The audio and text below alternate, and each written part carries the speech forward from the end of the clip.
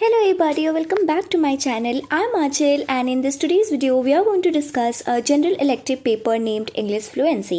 और हमेशा की तरह हम सबसे पहले सिलेबस डिस्कस करते हैं, जिसे डिस्कस करने के बाद हमें पता चलेगा कि what should be our approach to read this paper. Okay, तो सबसे पहले तो आपका पेपर का नाम ही है इंग्लिश फ्लुएंसी, यानी इसमें तो कुछ ऐसे चैप्टर्स होंगे जिससे आपके इंग्लिश फ्लुएंसी पे काम किया जाएगा.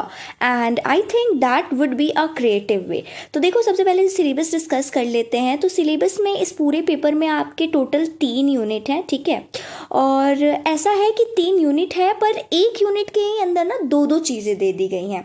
यानी जैसे कि यूनिट 1 देखो, जिसका नाम है in the domains of sphere, और इसमें 2 चीज़ें आपको पढ़नी है. एक तो ये पोएम पढ़नी है which is a wonderful poem the lost word bye Esther Morgan.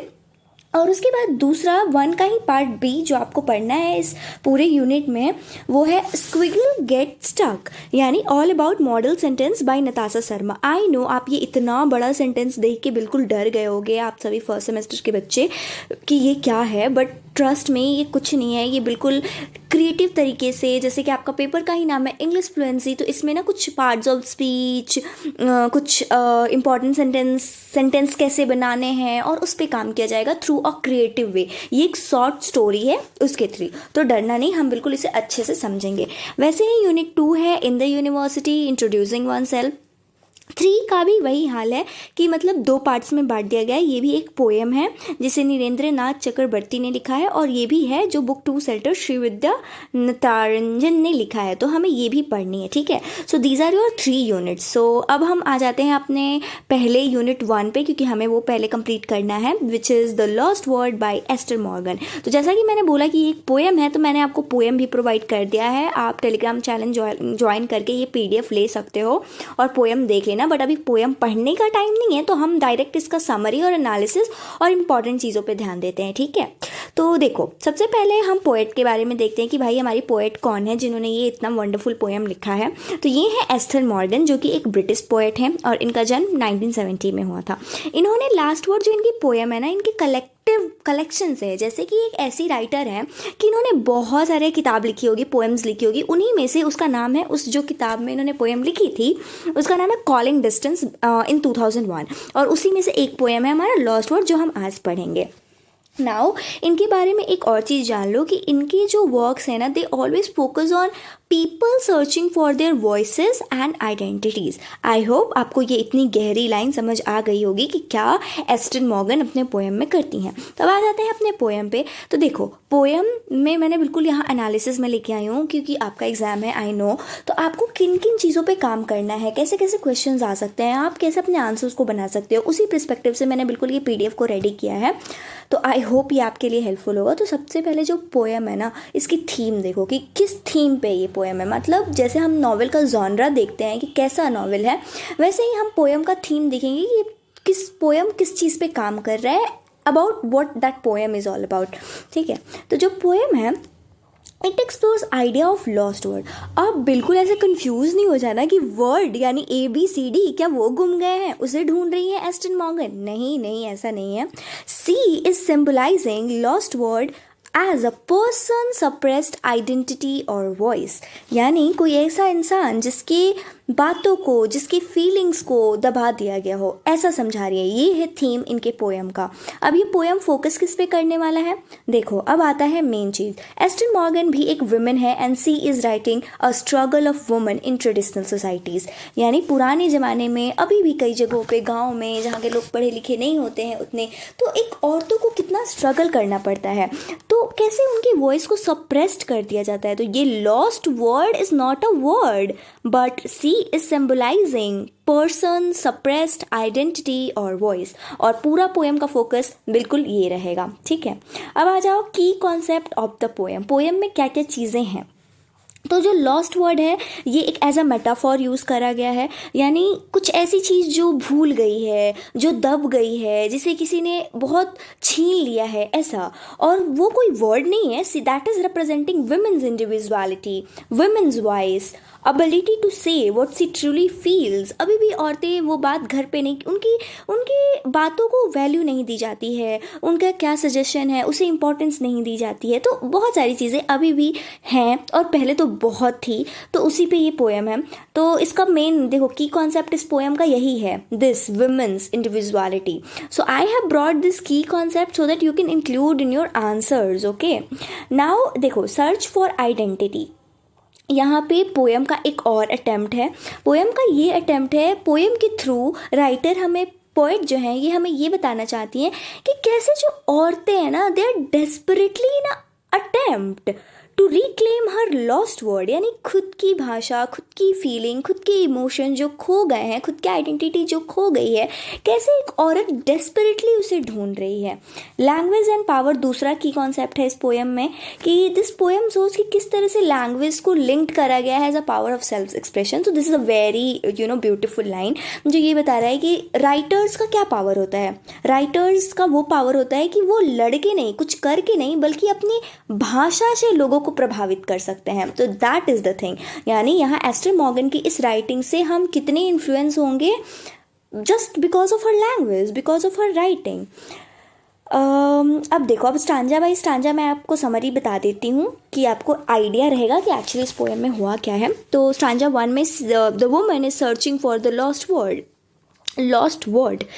और वो जो वर्ड है ना, खो गया है किसी नेग्लेक्टेड प्लेस में। अब ये जो लेडी है, जो डिस्क्राइब पोएम बिल्कुल ऐसे शुरुआत होती है कि एक लेडी हैं और ये वर्ड्स ढूंढ रही हैं।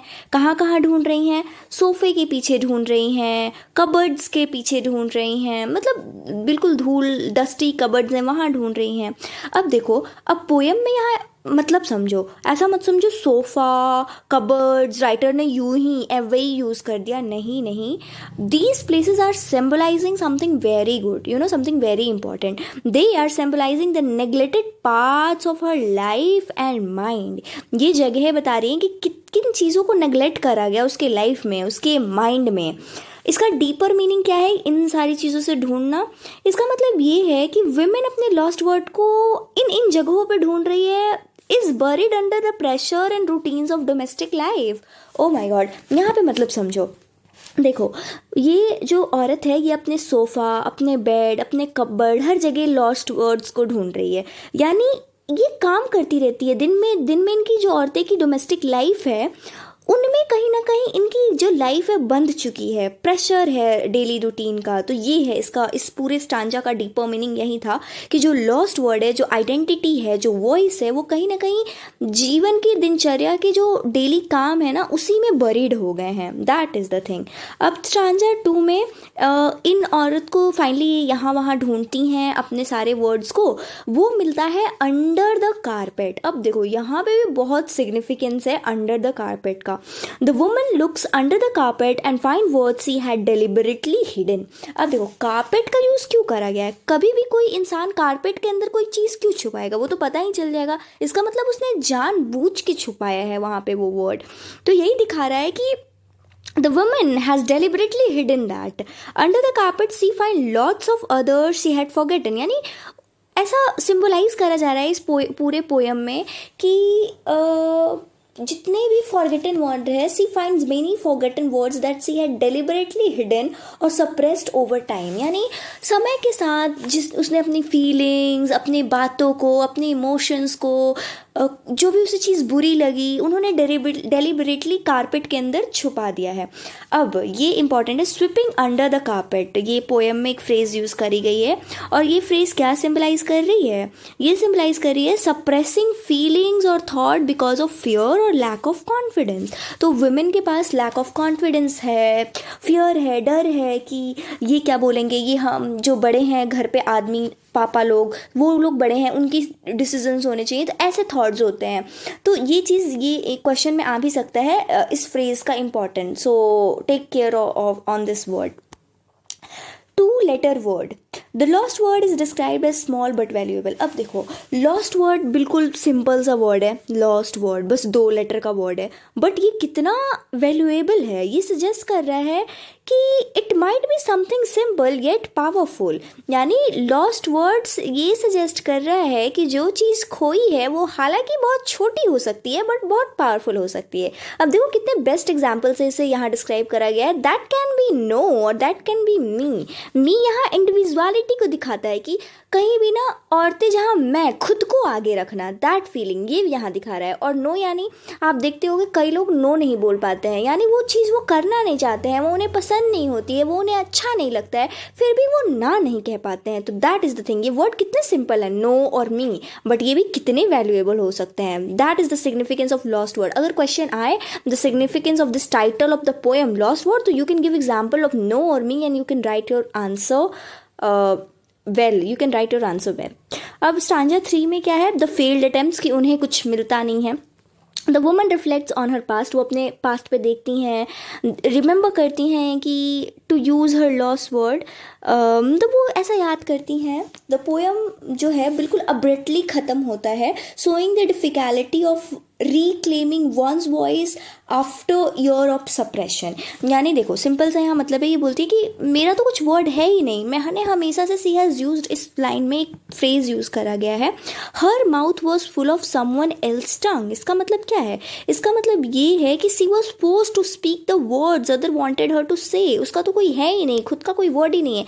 मी तो बिल्कुल लॉस्ट है उन औरतों की डिक्शनरी से, ऐसी चीज़ें यहाँ पे बताई जा रही है। और इस पूरे स्टांजा में एक डीपर मीनिंग छुपा हुआ है, वो ये है कि that woman has been silenced by societal expectation and has lost her ability to express her own thoughts. यानी समय के साथ ऐसा वुमेन्स को डेवलप करा गया, बचपन से ऐसी अपब्रिंगिंग मिली कि सोसाइटल, यानी कभी सोसाइटी अपनी माँ की इज्जत, कभी फादर की, कभी ब्रदर की, हर किसी के लिए सेक्रीफाइस करना, मतलब एक सोसाइटी ने एक्सपेक्टेशन सेट कर दी औरतों के लिए, जिसकी वजह से the lady, the woman has lost her ability to express her own thought. तो ये था इस स्टांजा का डीपर मीनिंग। अब देखो कौन कौन से थीम्स यूज़ हुए हैं, मैं फटाफट कर देती हूँ क्योंकि मतलब मैंने समझा दिया है। अब I hope you can write this all thing in your answers and can make that answer very beautiful. So देखो पहला थीम है इसमें loss of voice and identity. आप बिल्कुल समझ गए कि किस तरह से जो वुमेन है वो सिम्बलाइज कर रही हैं इंडिविजुअल को, स्पेशली वो इंडिविजुअल जो औरतें हैं, जो लड़कियाँ हैं, जिन्हें उनका क्या हक नहीं मिलता। वर्ड्स और नो और मी रिप्रेजेंट करते हैं इंडिविजुअलिटी एंड रेजिस्टेंस, यानी नो बोल के रोकना कि नहीं मुझे ये नहीं करना है, नहीं मुझे ये नहीं पसंद है। पर हम तो ना बोलना सीखते ही नहीं हैं। कई लोग होते हैं जिन्हें ना बोलना आता ही नहीं है, वो हर किसी को हाँ मैं कर लूँगा, हाँ मैं कर सकती हूँ, ऐसी ही हो जाती है हमारी आदत। तो वो चीज़ को यहाँ डिस्क्राइब करा गया है। फिर gender and power is the another important theme of this poem, जो क्रिटिक करता है पोएम कि किस तरह से ट्रेडिशनल सोसाइटी में जेंडर बायस चीज़ें होती थी, औरतों के को ये राइट्स नहीं होता था एंड ऑल। तो ये सब आप पढ़ लेना। उसके बाद language is a tool for control, ये तो बहुत बेस्ट थिंग है कि कैसे लैंग्वेज को एज अ यूज़ करा गया है।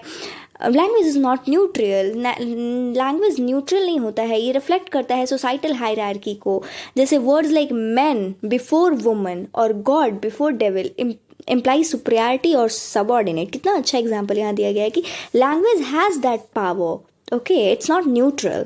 नाउ स्ट्रगल और फ्रीडम भी एक अनदर थीम है, तो you just can focus on this कि किस तरह से औरतों का जो लॉस्ट वर्ड का सर्च है, it reflects the struggle. So या इस पोएम में कुछ की टेकवेज हैं, यानी आपको क्या क्या एट द एंड इस पोएम से क्या क्या चीज़ें पता चल रही हैं। तो सबसे पहले तो women search for her lost word is a symbolic of reclaiming her individuality. मतलब हमने देखा कि किस तरह से वो अपने लॉस्ट वर्ड को ढूंढ रही है, इसका मतलब ये है कि वो अपने इंडिविजुअलिटी को रिक्लेम कर रही है।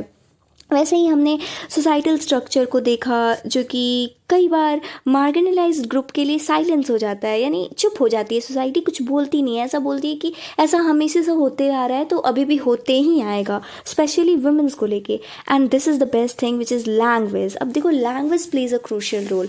अभी मुझे एक चीज़ याद आ गई कि मैंने कहीं देखा था कि किसी ने पूछा था ये सवाल कि तुम्हें पोएम्स इतनी पसंद क्यों हैं, कि बड़े ही आसान भाषा को मुश्किल में लिखा जाता है इसलिए। तो सामने वाले ने जवाब दिया कि नहीं, इसलिए पसंद है क्योंकि बड़े ही मुश्किल भाषा को आसान में करके लिखा जाता है इसलिए।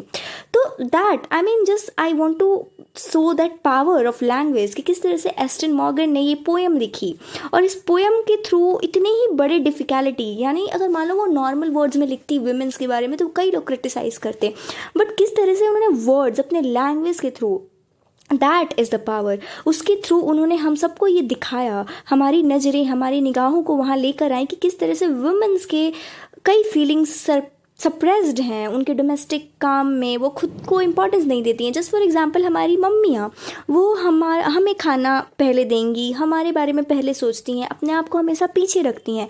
तो that is the thing which the poet has really wanted और ट्राइड टू शो अस। और जो पोएम है इट एंड्स अब्रप्टली, वो जो ये बताता है कि बड़ा ही मुश्किल है, it's a difficult of breaking free from societal control, यानी डिफ़िकल्ट है बट हमें वो काम करना पड़ेगा, हमें इस चीज़ पे ध्यान देनी पड़ेगी, बट ये डिफ़िकल्ट है। Means the poem actually abruptly ends like this. अब देखो इस पूरे ही यूनिट में मैंने कुछ इंपॉर्टेंट क्वेश्चंस मैं यहाँ लिख दे रही हूँ, और मैंने इवन जब मैं ये डिस्कस कर रही थी तो मैंने आपको बताया कि ये फ्रेज़ कितना इंपॉर्टेंट है, तो क्वेश्चन ये आ सकता है। और वैसे ही ये दूसरा question, that is how does the loss of word relate to identity and individuality in the lost word. तो ये दोनों ही क्वेश्चंस मुझे इंपॉर्टेंट लगे पर्सनली, तो आप एक बार देख लेना। इन सब के आंसर्स बिल्कुल ऊपर ही हैं जितना ही मैंने एक्सप्लेन किया, तो I hope you will be able to write a answer on it.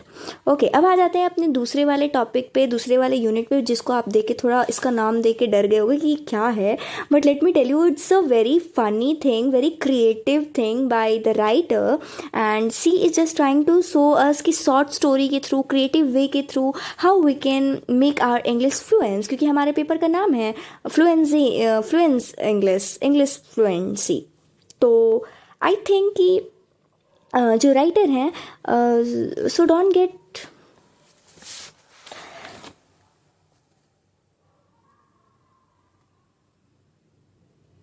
हाँ, तो जो राइटर हैं ये बड़े ही क्रिएटिव तरीके से, फ़नी तरीके से, अच्छे तरीके से हमें स्टोरी के थ्रू कुछ सिखाना चाहती हैं। तो इसलिए स्टोरी तो हमारे लिए उतना इंपॉर्टेंट नहीं है, पढ़ना जो मेन चीज़ें हैं वही मैं यहाँ लेके आई हूँ। तो इसलिए मैं समरी आपको बता देती हूँ कि आपको कॉन्टेक्स्ट पता रहे कि हमें एक्चुअली किससे रिलेट करा जाता है। तो इस पूरी शॉर्ट स्टोरी में क्या होता है कि दो मेन कैरेक्टर होते हैं, एक है स्क्विगल, एक है डूडल। तो जो स्क्विगल है, doodle stuck inside the Oxford dictionary. तो डूडल डूड जो है ऑक्सफोर्ड डिक्शनरी, जो कि इतनी मोटी सी डिक्शनरी होती है, उसमें फंस चुके हैं। और जो दूसरे डूडल हैं, बहुत सालों से ही वो फंसे हुए हैं उसमें, क्योंकि वो करेक्ट सेंटेंसेस नहीं बना सकते थे। तो ये स्टोरी यहाँ से शुरू होती है। बट अब देखो प्लॉट ट्विस्ट क्या है। प्लॉट ट्विस्ट ये है कि स्क्विगल एंड डूडल डूड, इन दोनों को ग्रामेटिकली सेंटेंस सही बनाना होगा अगर इन्हें डिक्शनरी से बाहर निकलना है तो।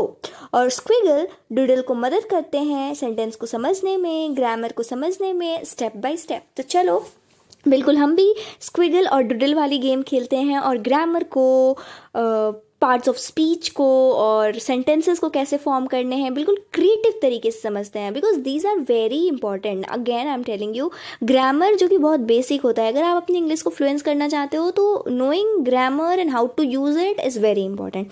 अब चलो हम स्टोरी एक बार और देखते हैं कि क्या हमसे कन्वे करना चाहता है ये पूरी story.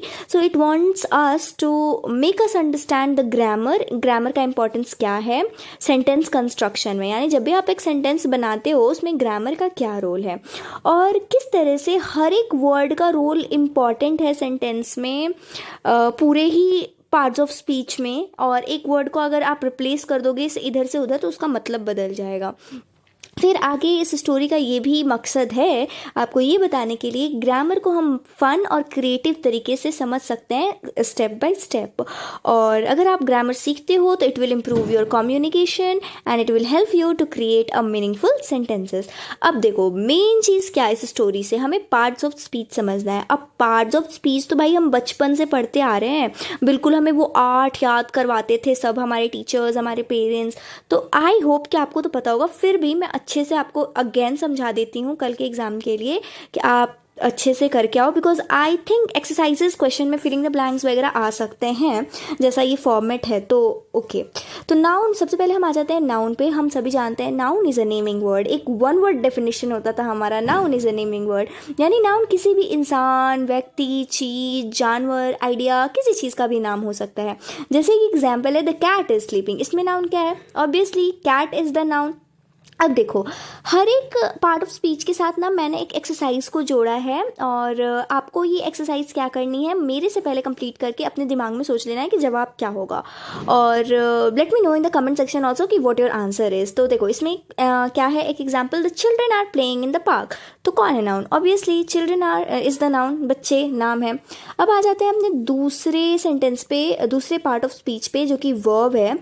Verb tells what the subject is doing or the state of being, यानी वर्ब किसी भी काम करने वाले वर्ड को हम बोल सकते हैं, यानी कोई भी जब सब्जेक्ट, अब देखो सबसे पहले समझो सब्जेक्ट क्या होता है। एक सेंटेंस में ना जो इंसान है, कोई चीज़ है, कोई व्यक्ति है, उसे हम सब्जेक्ट डिनोट करेंगे।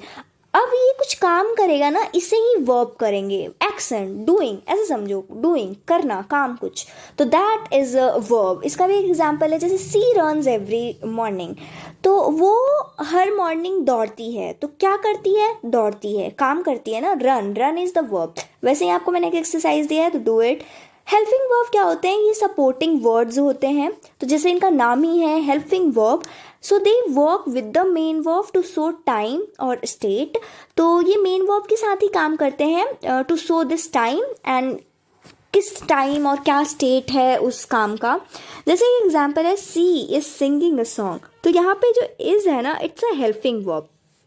वैसे ही मैंने आपको एक्सरसाइज दिया है टू डू दिस एक्सरसाइज। अब आ जाते हैं एडजेक्टिव। तो देखो एडजेक्टिव को हम कहते हैं डिस्क्राइबिंग वर्ड। जब आप किसी को कॉम्प्लीमेंट करते हो, जब आपको कोई किताब बहुत अच्छी लगी, जब आपको कोई कॉलेज का ट्रिप बहुत पसंद आया, जब आपको कोई खाना बहुत प्यारा लगा, मतलब ये जो वर्ड्स मैं बोल रही हूँ ना, डिस्क्राइब करना किसी चीज़ को, वो होता है एडजेक्टिव। तो जब नाउन को कोई वर्ड डिस्क्राइब करे, दैट इज एडजेक्टिव। जैसे एक एग्जाम्पल है, the red car is fast, तो कार इज फास्ट, कैसी कार? रेड कार, तो रेड इज द एडजेक्टिव। आप यहाँ सवाल पूछो कैसा, तो वहाँ पे आपको जो जवाब मिलेगा दैट इज एडजेक्टिव। वैसे ही मैंने एक एक्सरसाइज भी दिया है, तो do this exercise and let me know in the comment section. अब आ जाओ अपने एडवर्ब पे। तो जो एडवर्ब है ये है हाउ, व्हेन, वेयर, वर्ड, यानी आपको यही सवाल पढ़ना है, पूछना है जब भी आपको एडवर्ब पता करना है।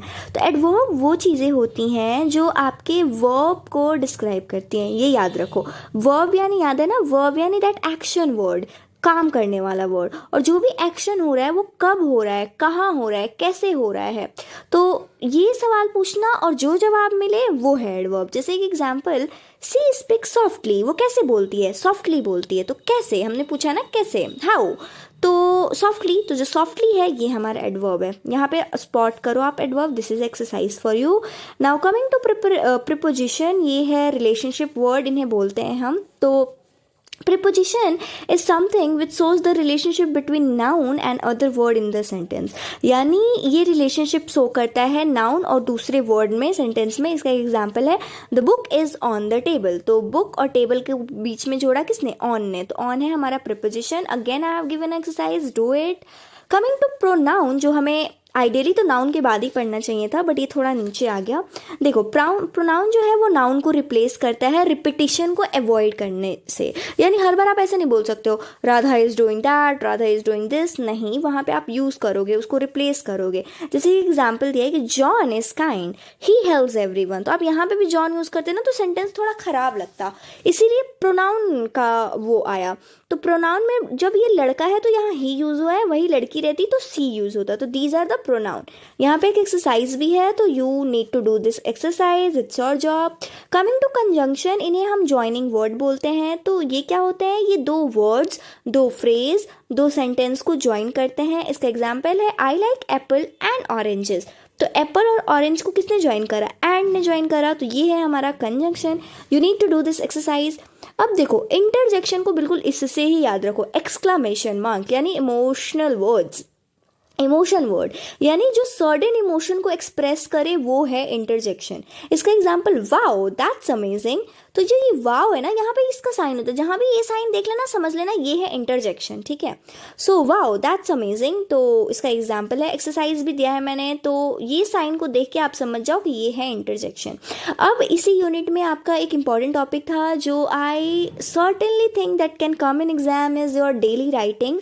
वैसे तो मैंने बता भी दिया है कि डेली राइटिंग होता क्या है, और लेकिन आपके एग्जाम में डेली राइटिंग हो सकता है फॉर्मेट उसका पूछे, लिखने को आ जाए, तो आपको तैयार होना चाहिए। तो पहले एक बार देख लेते हैं कि ये होता क्या है।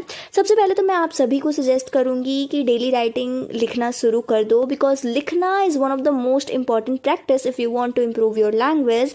एंड हर अपनी एक खुद की डायरी बनाओ। मुझे पता है बहुत लोगों का ये रीज़न होता है कि मैं डायरी इसलिए नहीं लिखता या लिखती बिकॉज मेरे घर वाले देख लेंगे, मेरी सीक्रेट जान लेंगे।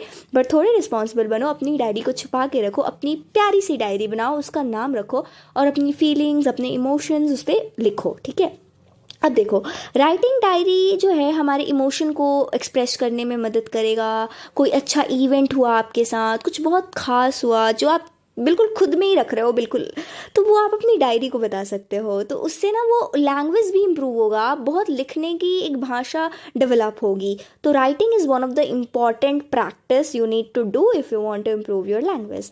इट अलाउज क्रिएटिविटी, यानी फन में हो सकता है कि आप लिखते लिखते एक पोएम लिख डालो, ऐसा भी हो सकता है। आप लिखते लिखते कोई शॉर्ट स्टोरी लिख दो अपनी कहानी बना बना के। तो ये क्रिएटिविटी है, एक लिखने का तजुर्बा बढ़ेगा अगर आप डायरी लिखना शुरू कर दोगे तो। एग्जाम्पल जैसे देखो आ सकता है आपके एग्जाम में, एक मेमोरेबल डे पे डायरी लिखो। अब हम अपने मेन काम पे आते हैं, फॉर्मेट क्या होना चाहिए, अगर आ गया तो आप कैसे लिखोगे।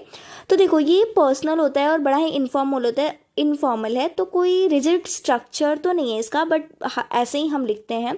स्टार्ट करना होता है हमेशा डेट एंड डे से। आप टाइम भी लिख सकते हो कि आप कब लिखना शुरू कर रहे हो, तो जैसे एग्जांपल ऐसे। उसके बाद आपको सैल्यूटेशन करना होता है जिसमें आप ग्रीट करोगे, लाइक डियर डायरी। और अगर आपने डायरी का नाम लिख दिया, नाम रख दिया है कुछ प्यारा सा, तो वो नाम पुकारो, नाम से लिखो डियर जो भी आपने नाम रखा है। और फिर अपना कंटेंट लिखना शुरू करो कि आप कैसे शुरू करोगे। ओपनिंग लाइंस में जैसे कि हमारा टॉपिक था मेमोरेबल डे, तो डे का इंट्रोडक्शन दो। वैसे ही बॉडी, मतलब ये आपका कोई नहीं ध्यान देगा। फॉर्मेट बहुत इंपॉर्टेंट होता है। कंटेंट में बिल्कुल आपको खुद के मन से लिखनी है, ठीक है। और अगर आप डेली डायरी लिखोगे तो आपका जो राइटिंग कैपेसिटी है वो बहुत अच्छी हो जाएगी। So try to do this practice. फिर क्लोजिंग सिग्नेचर में आपको साइन ऑफ कर देना है by signing your name. That it is the format of your diary. और साथ साथ मैंने एक एग्जाम्पल भी आपको दे दिया है, तो ये पीडीएफ आप टेलीग्राम चैनल ज्वाइन करके ले लेना, एंड आई होप ये आपको मिल जाएगी और ये एग्जाम्पल पूरा देख लेना। उसके बाद इसी यूनिट में एक और टॉपिक था, दैट वाज ब्लॉग पोस्ट, कि ब्लॉग पोस्ट क्या होता है, तो वो भी समझ लेते हैं कि it's a piece of content written for a blog and shared online. यानी ऐसा कुछ किसी ने कुछ लिखा और उसे आपने ऑनलाइन डिजिटली शेयर कर दिया, तो वो ब्लॉग हो गया। अगर वही आपने पेन पेपर पे अपने साथ पर्सनली रखा, किसी को शेयर नहीं करा, वो डायरी राइटिंग थी आपकी। ये जो है फॉर्मल और इनफॉर्मल दोनों ही हो सकता है। It depends on the topic and the audience. इसका पर्पस क्या होता है कि इससे आप आइडिया, इन्फॉर्मेशन, ओपिनियन शेयर कर रहे हो। दो तरह के ब्लॉग होते हैं, इन्फॉर्मेटिव और personal and good blog post का क्या फीचर होगा, it should have a catchy title and it should grab attention. Organised content होना चाहिए, हेडिंग, सब हेडिंग। तो जब भी आप ब्लॉग पोस्ट लिखना तो ये सब चीज़ों का ध्यान देना। सिंपल और बड़ा ही क्लियर होना चाहिए, इंगेजिंग लैंग्वेज होना चाहिए।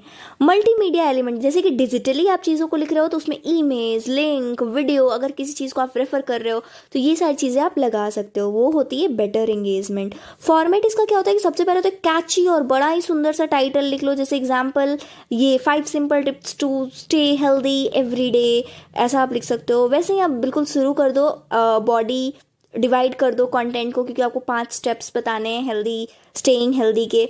और फिर एट द एंड आपको कंक्लूजन कर देना है, समराइज कर देना है सारी चीज़ों को, and that's it for your blog post. और ये सारी चीज़ें मल्टीमीडिया ऑप्शनल है, यानी आपके पास इमेज वीडियो है तभी डालो, क्योंकि ब्लॉग पोस्ट डिजिटली होता है। अगर एग्ज़ाम में आ गया तो आप तो वो कर ही नहीं सकते हो। वैसे ही मैंने फॉर्मेट आपको बता दिया है।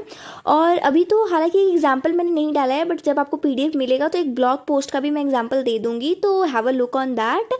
एंड इस चैप्टर से कुछ इंपॉर्टेंट क्वेश्चन मुझे जो लगे, सबसे पहले तो वो एक्सरसाइजेज जो मैंने आपको परफॉर्म करवाया उसमें से आप क्योंकि ग्रेजुएशन लेवल में हो तो इजी क्वेश्चंस तो आएंगे नहीं, तो थोड़ा वैसे ही क्वेश्चंस आएंगे, क्योंकि मैंने आपको अगर कॉन्सेप्ट क्लियर है ना तो आप कोई भी क्वेश्चन कर सकते हो, ट्रस्ट में।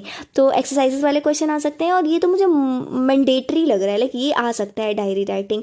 और इसमें कुछ करना नहीं है, आपको फॉर्मेट पता है ही, और कंटेंट तो आप खुद ही लिखोगे भाई। अपनी आपकी लाइफ में क्या हुई वो तो मैं भी नहीं जान सकती, तो वो आप कर देना डेली राइटिंग वाला। और ब्लॉग पोस्ट का मैं एक एग्जांपल डाल रही हूँ। और मैंने ये वाला क्वेश्चन एक प्रीवियस ईयर क्वेश्चन में देखा था कि how you started posting on social media and what keeps you motivated, तो इस पर एक ब्लॉग पोस्ट लिखने के लिए आया था पिछले साल। तो ऐसे ऐसे टॉपिक्स थोड़ा आप देख लेना। And that's it for this video. In upcoming videos we will complete our unit 2 and 3 जल्दी जल्दी। And also if you like और dislike anything about this video, please let me know in the comment section, and thank you for watching.